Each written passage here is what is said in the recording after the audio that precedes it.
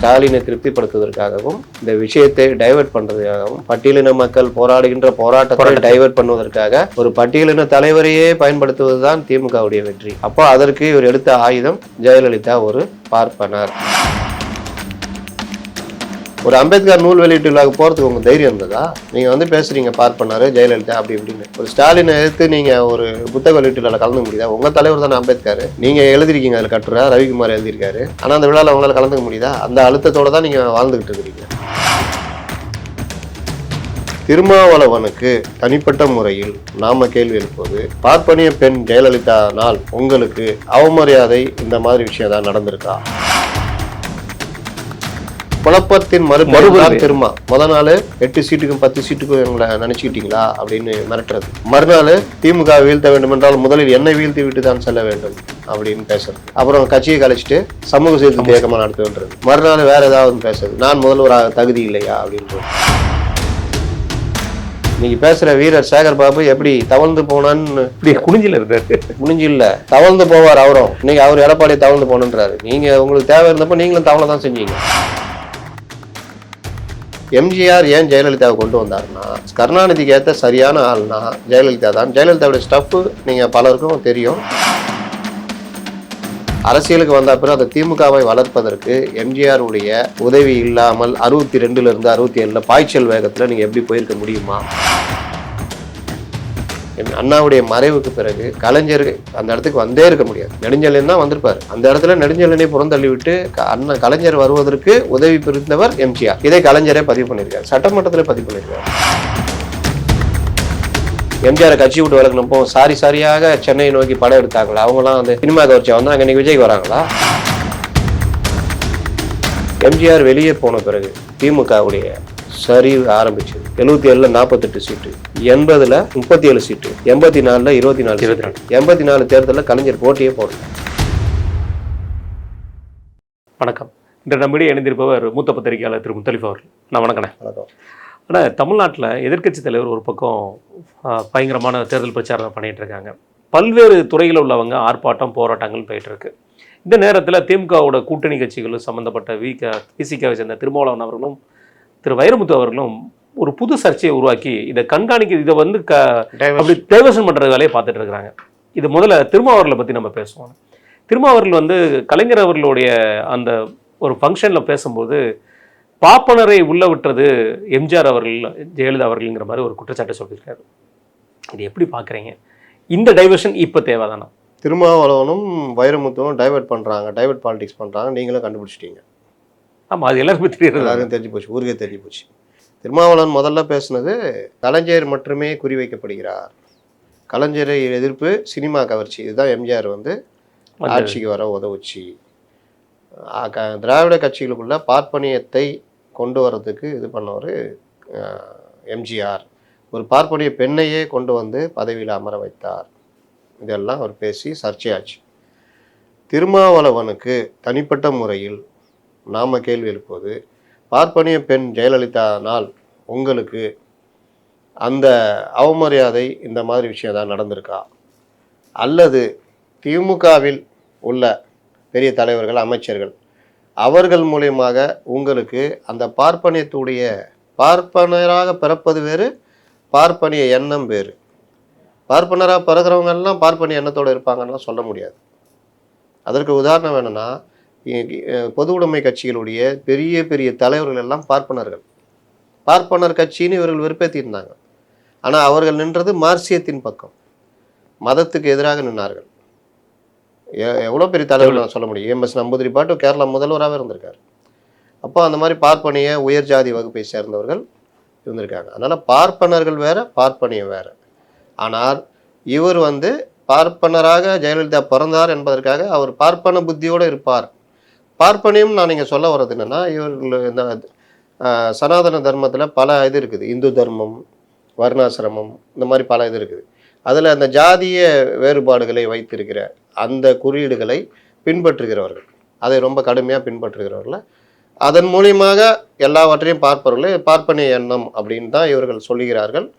அது வேற. பார்ப்பனராக பிறந்தாரு, சனாதனத்தை ஏற்றுக்கிட்டாருன்றதுக்காக அவர் ஜாதி வெறியோடு இருப்பார் அப்படின்றது சொல்கிறது வேற. இப்போ நம்ம ஆளுநர் இருக்கார், அவர் சனாதனத்தை ஏற்றுக்கிறவர். ஆனால் அவர்கிட்ட அந்த எண்ணம் இருக்குதான்னு பார்த்தீங்கன்னா கிடையாது. அவர் எல்லா மதங்களையும் நேசிக்கிறார், தமிழை நேசிக்கிறார், மற்ற ஜாதியினரை அவர் அரவணைத்து செல்கிறார், அந்த மாதிரி இருக்கார். இந்த மாதிரி பலரும் இருக்கிறார்கள். ஜெயலலிதா அதில் ஒருவர். அவங்க வந்து பாப்பாத்தினாமா நம்ம பாப்பாத்தி தான் என்ன இப்போ சட்டமன்றத்திலே சொல்ல என்ன நீ தலித்துன்னு சொல்லிக்குமோ நான் பாப்பாத்தி சொல்றதுல என்ன இருக்குதுன்ற அளவுக்கு அவங்க இது பண்ணாங்க.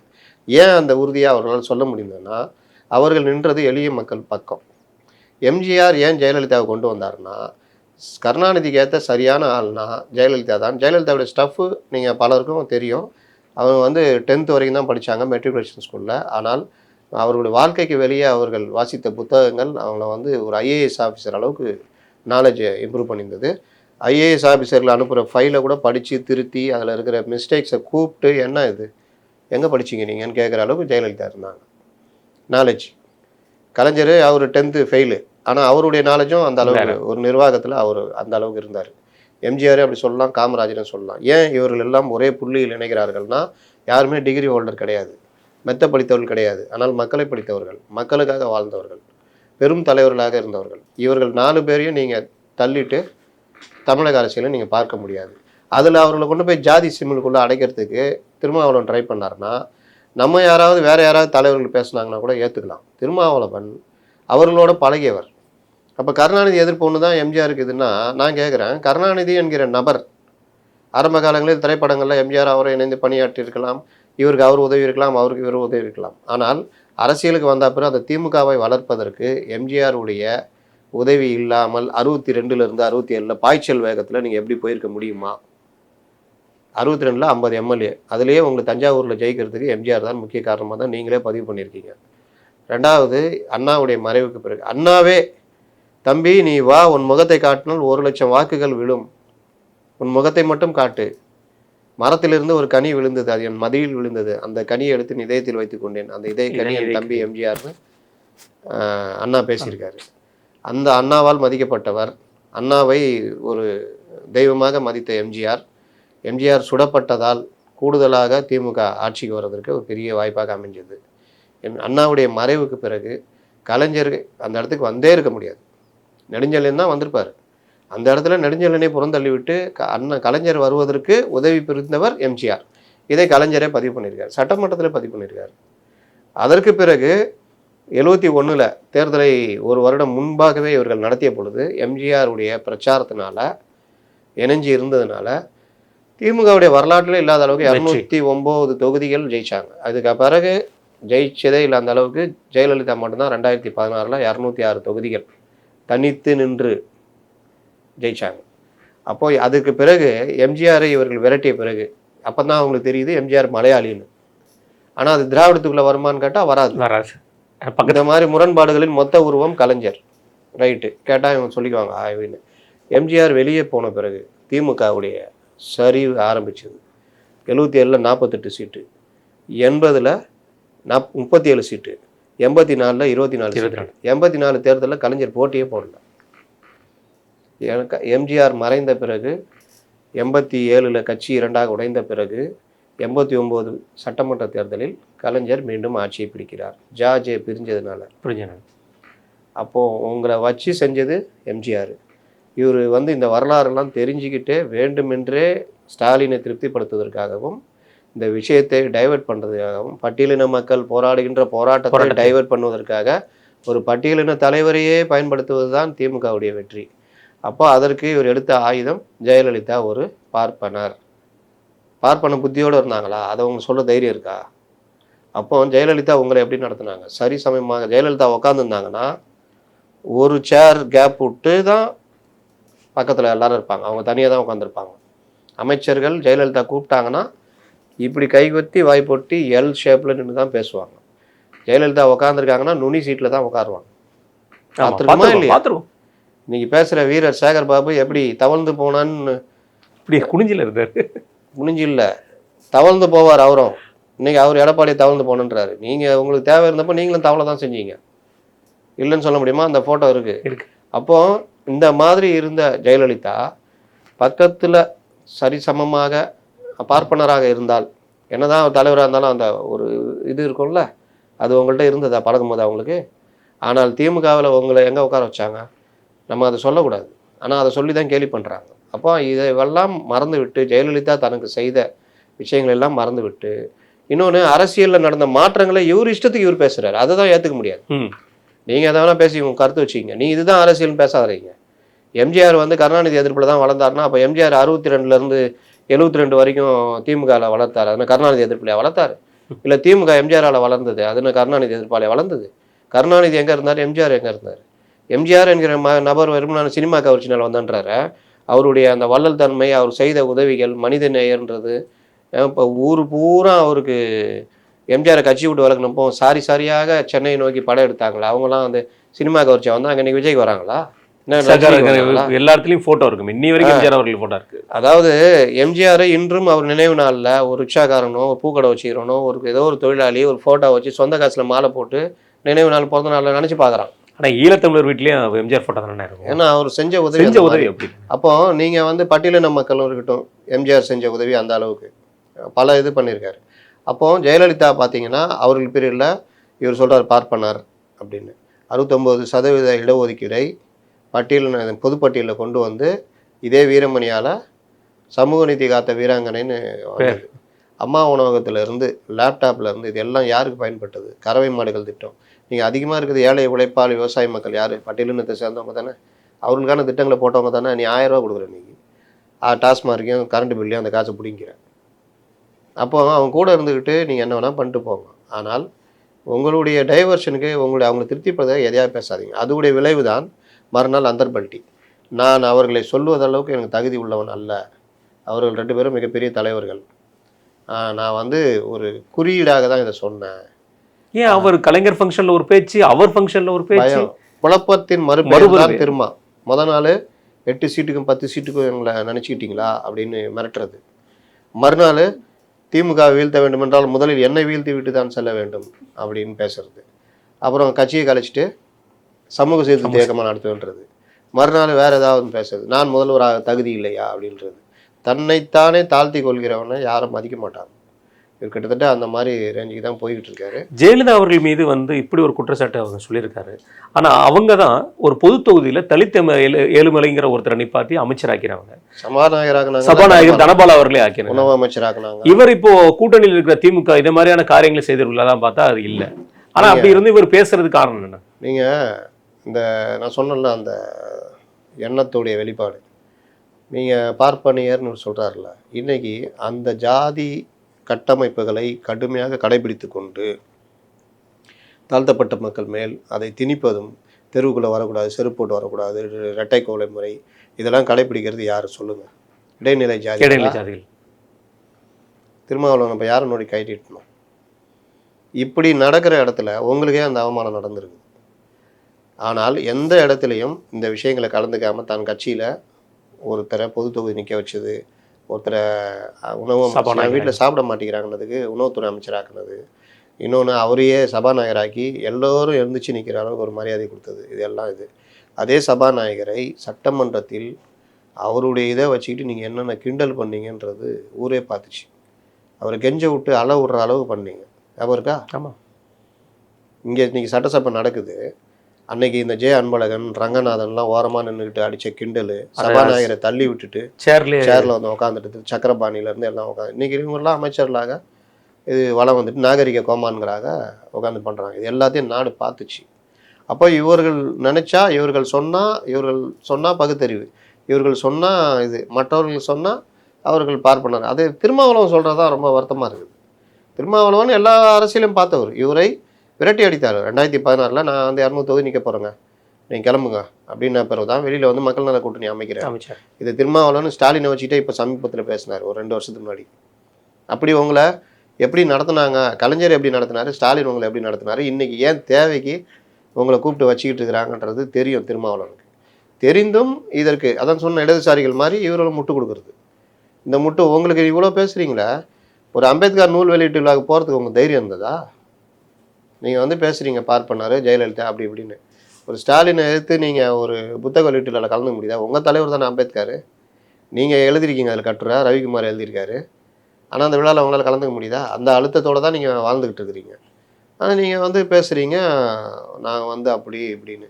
அதனால் இவர்கள் வந்து இவர் பேசுகிறது எதுவுமே அதில் நிற்க முடியலன்னு தான் மறுநாள் ஒரு பல்ட்டி அடிக்கிறார். கருணாநிதியை மையமாக வைத்துனா அப்படி தான் வரும். ஸ்டாலினை மையமாக வைத்து தான் எடப்பாடியை மையமாக வைத்து தான் இருக்குது. அதுவும் இவங்க என்ன மையமாக வைக்கிறாங்க, எடப்பாடியுடைய தனிப்பட்ட வாழ்க்கையை மையமாக வச்சு தான் அரசியல் பண்ணுறாங்க. ஊர்ந்து போனேன் தவழ்ந்து போனேன்னு அவர் என் அரசியலை பேசியான்றார் அவர். நீங்கள் வந்து அப்போ எடப்பாடி மையமாக வச்சு ஏங்க, ஜெயலலிதா மையமாக வச்சு ஏங்கலையா திமுக? பாப்பாத்தின்னு சொன்னது என்ன வகை? பெண்ணுன்ற முறையில் அவமானப்படுத்தினது என்ன வகை? ஊழல் ராணி வீட்டில் அவ்வளோ இது பண்ணுறாங்க.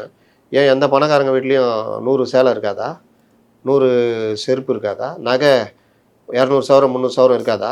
இவர்கள் எல்லாம் இல்லை நாங்கள் எளிய வாழ்க்கை, சபர்மதி ஆசிரமத்தில் இருந்த கஸ்தூரிபாய் மாதிரி தான் வாழ்கிறாங்க. பார்க்க போனாலும் பட்டு புடவைலாம் பார்க்க போகக்கூடாது. 1.5 லட்ச ரூபா 2 லட்ச ரூபா பட்டு புடவைலாம் பார்க்க போகக்கூடாது. அதே மாதிரிண்ணா இவர் திருமாவர்களுடைய அல்ல மற்றவர்கள் யாரும் சொல்லப்படுறது தாழ்த்தப்பட்ட மக்களோட அந்த இனத்துல பிறந்ததுனாலே மட்டுமே அவர்களை நம்ம குறை சொல்கிறோம், அவங்களை தாழ்த்து பேசுகிறோங்கிற மாதிரி சொல்கிறாங்க. அப்படி பார்த்தா ஒரு பார்ப்பனராக ஒரு பிராமணராக பிறந்தது மட்டுமே ஒரு தவறா? அதையே இங்கே ஒரு இழிச்சொல் மாதிரி இங்கே கொண்டு வர்றாரு அவர். அது என்னன்னா இங்கே அரசியல் அந்த மாதிரி இவர்கள் அரசியல் வந்தபோது திராவிடர் இயக்கம், திராவிடர் கழகம், அவர்கள் வந்து பெரும்பான்மையான மக்கள் பிற்படுத்தப்பட்ட மக்கள். அந்த நேரத்தில் உங்களுக்கு பெரும்பான்மையாக இந்த ஜாதிய அடக்குமுறைகள் இது எல்லாமே இருந்தது. ஏன்னா இந்தியா சுதந்திரம் அடைஞ்சு நிலப்பிரபுத்துடைய மிச்ச சொச்சங்கள் நம்மள்ட்ட இருந்தது. நம்ம முழு முதலாளித்துவ நாடாக மாறல. அப்போ நீங்கள் முதலாளித்துவ நாடும் முதலாளித்துவ இதுவும் நிலப்பிரபுத்துவம் என்ன வித்தியாசம்னா, முதலாளித்துவ வளர்ச்சின்னு பார்த்தீங்கன்னா இப்போ நீங்கள் இங்கே சென்னை எடுத்துக்கங்க. இங்கே பட்டியலினத்தை சேர்ந்தவங்களும் சரி எல்லாருமே சரி ஒரு இடத்துல வேலை செய்வாங்க, ஒன்றா ட்ராவல் பண்ணுவாங்க, ஒன்றா டீ குடிப்பாங்க, ஒன்றா சாப்பிடுவாங்க, எல்லாம் பண்ணுவாங்க. நிலப்பிரபுத்துவ இதுன்னு பார்த்தீங்கன்னா கிராமத்தில் வயல், அந்த நிலச்சுவாந்தார், நிலத்துக்கு சொந்தக்காரங்க இது. அப்போ அந்த ஊரில் அவன் தான் பெரிய மனுஷனாக இருப்பான். அவன் ஒரு பிற்படுத்தப்பட்ட ஜாதியாக இருப்பான். இல்லாட்டி நீங்கள் பெரிய நிலச்சுவாந்தாராக பிராமணர்கள் இருந்ததெல்லாம் பெருசாக வரலாறு கிடையாது. அப்போ இவர்கள் இருப்பாங்க. ஆனால் இவர்கள் வந்து அவர்கள் சொல்கிற அந்த வேதம் மற்ற விஷயங்களை பின்பற்றிக்கிட்டு தன்னை ஒரு என்னன்னா அடக்கி ஆள்றதுக்கு நீ என்னோட தாழ்ந்தவன்ற எண்ணத்தை முதல்ல உருவாக்கிடணும். உங்களை மனநிலையாக காலி பண்ணிட்டேன்னா நான் உங்களை ஈஸியாக அடக்கி ஆள முடியும். அந்த கட்டமைப்பை வெள்ளை அரசாங்கமும் அழகாக கடைப்பிடிச்சாங்க. அதை இவர்கள் தங்களுக்கு சாதகமாக வச்சுட்டாங்க. அப்போ நிலச்சுவாந்தார்கள் எல்லாம் இவர்களை நீங்கள் இந்த தெருக்குள்ளே வரக்கூடாது, செருப்பு போட்டு வரக்கூடாது, ஒரு டீ குடிக்கூடாது, ரெட்டை கொலை முறையெல்லாம் இருந்ததில்ல, கொட்டாங்குச்சி குடிக்கணும், துண்டை தோலில் தலப்பா கட்டக்கூடாது, தோலில் போடக்கூடாது, இடுப்பில் வச்சுக்கணும், கக்கத்தில் வச்சுக்கணும், வேஷ்டியை வந்து மடித்து கட்டக்கூடாது. இந்த மாதிரி பார்த்தாலே ஆண்டை இப்படி வந்தாலே இப்படி போயிடணுன்னு அது கொஞ்சம் கொஞ்சமாக மாறுது. அந்த காலத்தில் சுதந்திரம் அடைந்த காலகட்டத்தில் ஜமீன்தாரி முறையெல்லாம் ஒழியில. அப்போ ஜமீன்தாரி முறையே ஒழிலுன்னா பண்ணையார் முறைலாம் எப்படி இருந்திருக்கும்? அப்போது பண்ணையார்கள் எப்படி இருப்பாங்கன்னு இப்போ பார்த்துக்குங்க. எப்படி இதுன்னு துரைமுருகன், சேகர் பாபுலாம் பார்த்துங்க. சேம் இதே ஆதிக்கம்தான். இந்த விடுதலை பார்ட் 2ல் வந்து அடிப்பான் பாருங்கள் சாட்டையில். அந்த மாதிரிலாம் ரொம்ப சாதாரணமாக சாட்டை அடி, சாணிப்பால், மேலாடை போடக்கூடாது, ஜாக்கெட் போடக்கூடாது. இன்னும் கொச்சையாக சொல்லணுன்னா திருமணமான முதலிரவே அவர்களுக்கு பிறகு தான் அப்படின்னு பாரதியார் எழுதியிருப்பார்ல, பார்ப்பான போனால் பறச்சியும் போனான்னு ஒரு இது எழுதியிருப்பார்ல. அது காமத்துக்கு முன்னாடி இதெல்லாம் கிடையாது. ஆனாலும் இவர்கள் இந்த அடக்குமுறைகள் இந்த விஷயங்களை அந்த நேரத்தில் இடதுசாரிகள் கடுமையாக எதிர்த்து அவர் அரசியல் பண்ணுறாங்க. வர்க்க போராட்டம்னு, விவசாயிகளுடைய இது, பண்ணையார்களுக்கு எதிராக நிலச்சீர்திருத்தம் அப்படி இப்படின்னு. அந்த நேரத்தில் தான் இந்த கும்பல் உள்ளே வருது. இது என்ன கும்பல்? சர் திவான், ராவ் பகதூர் இந்த பட்டங்களை பயன்படுத்தணும், சாதிய கட்டுமானம் இருக்கணும், அதே நேரத்தில் வெள்ளை அரசாங்கமும் இருக்கணும். இருந்தால் தான் நம்ம அந்த இதை அப்படியே காலக்கழிட்டு போகலான்னு. இவர்களை சுதந்திரத்துக்கு எதிரானவர்கள் தான். அதற்கு பிறகு இவர்கள் அந்த திராவிடர் கழகம் ஆரம்பித்து சமூக சீர்திருத்தன்ற பேரில் வெறுமனே பிராமண எதிர்ப்பு மட்டும்தான். நீங்கள் கடவுள் மறுப்பு, மூட நம்பிக்கை எதிர்ப்புனா ஏன் அதை இஸ்லாத்திலையும் கிறிஸ்தவ மதத்திலையும் பண்ணலை அப்படின்னு கேட்டால், அதெல்லாம் சிறுபான்மை மதம், என் மதத்தை நம்ம வர சுத்தம் பண்ணி தான் நாங்கள் போவேன். சுத்தம் பண்ணணும்னு தீர்மானிச்சிட்டிங்கன்னா பொதுவாக பேசுறது கூட பேச மாட்டீங்களா?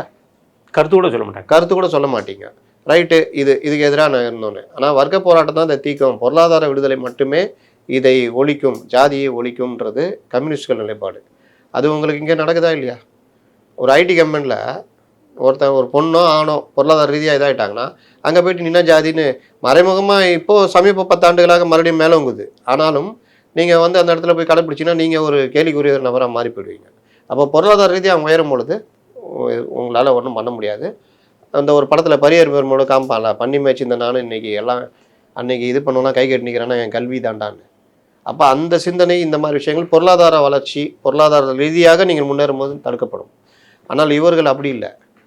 வெற்று கோஷங்கள், பார்ப்பனத்தை ஒழிப்போம், இதை ஒழிப்போம், ஜாதியை ஒழிப்போம், ஜாதி இல்லைன்னு சொல்லிக்கிட்டே முதலியார் கட்சின்னு ஆரம்பிக்கிறது. கட்சியில் யார், அந்த கட்சிக்கு என்ன பேர்? திமுக உருவான பொழுது முதலியார் கட்சி தான். கட்சியில் யார் ஆதிக்கம் செலுத்தினா? முதலியார்கள்.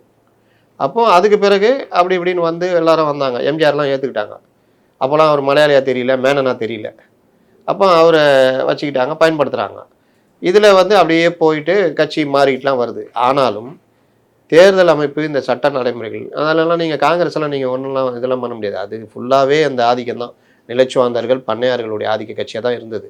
இவர்களுடைய பெரிய எதிர்ப்பே காங்கிரஸ் எதிர்ப்பு, நிலச்சுவாந்தார் பண்ணையார் எதிர்ப்புன்னு. ஆனால் இன்றைக்கி காங்கிரஸோட கூடி கொலாகிட்டு இருக்கிறாங்க. கம்யூனிஸ்டுகள் அவ்வளோ எதிர்த்து தீர மிகுந்த போராட்டம் நடத்தினவங்க, உயிர் பலி கொடுத்தாங்க, எல்லாம் பண்ணாங்க. இன்றைக்கி காங்கிரஸ் கூட. ஆனால் பாஜகவோட அதிமுக சேர்ந்தால் பெரிய இது மாதிரி பண்ணுறாங்க. 60களில் 70களில் 80களில் கூட வச்சுக்கோங்க. இன்றைக்கி கம்யூனிஸ்டுகளும் காங்கிரஸும் எலியும் பூனையமாக இருந்தாங்க. திமுகவும் காங்கிரஸும் எலியும் பூனையமாக இருந்தார்கள். 82க்கு பிறகு நீங்கள் 82 70களிலே நீங்கள் பிரிஞ்சிட்டீங்க. எமர்ஜென்சியில் உங்கள் உயிர் பலியே கொடுத்தீங்க. ஆனால் 80ல் நேருவின் மகளை வரைக்கும் நிலையான ஆட்சி தருகிறீங்க. 82ல் மறுபடியும் கழட்டிக்கிட்டீங்க. அதோடு சேர்ந்து 2004 தான் நீங்கள் மறுபடியும் அவங்களோட வர்றீங்க. அப்போ இத்தனை நீண்ட கால போராட்டம், இதெல்லாம் வரலாறுலாம் எவனுக்கும் தெரியாது.